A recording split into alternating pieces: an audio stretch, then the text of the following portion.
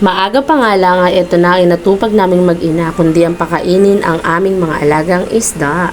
Natatagalan na naman kasi bago ito namin magawa dahil uwi na naman kami sa Mangkor.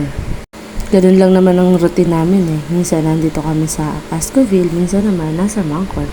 Tuwan-tuwa pa nga din si Aling Maliit dahil napakadami daw ng isda, mga gutom na daw kaya dapat pinakain talaga namin. Mas madami pa nga yan dati, yan na lang ang tira kasi nagpalit na kami ng aquarium. Fast forward nga tayo, kinahaponan nga din ay umuwi na kami sa Mangkor dahil baka maabutan na naman kami ng ulan, nakakaloka.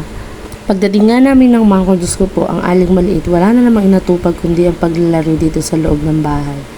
Ang dami na namang naiisip na laro, ginawa na namang instant playground itong loob ng bahay ng Mangkor, nakakaloka kang bata ka. Minsan napapaisip na lang talaga ako kung babae ba talaga itong bunso ko eh, Diyos ko po.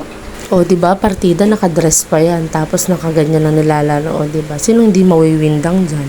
After niya nga magsasakay dito sa skateboard ni kuya niya, ay naisipan naman niyang mag-volleyball, Diyos ko po itong batan to, daming alam eh. O diba, hindi lang siya mag-isa dyan naglalaro, kinuntsaban niya pa ang daddy at ang tatay niya, o diba? Ang saya ni John.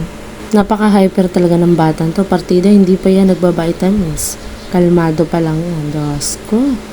Pero in fairness, nakaka-amaze to si Aling Maliit kasi kahit ang liit-liit pa niya, Diyos ko po, ang mga laro na naiisip niya pang malaki na talaga.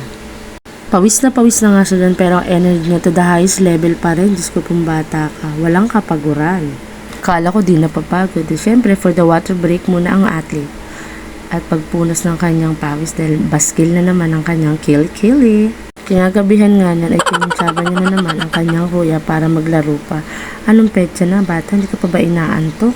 Pakanta-kanta pa sila dyan at tamang trip lang o diba sa anino. May paganyan-ganyan pa kayo. Diyos ko po mga bata kayo. Magsipagtulog na nga kayo para lumaki kayo ng bonggang-bongga. 11 ko na nga pala sila niya napatulog dahil mga hyper pa talaga ang energy ng mga batang to. Okay lang kay mami kahit sobra kayong kulit basta wag lang kayong magkakasakit. Sobrang love kayo ni mami.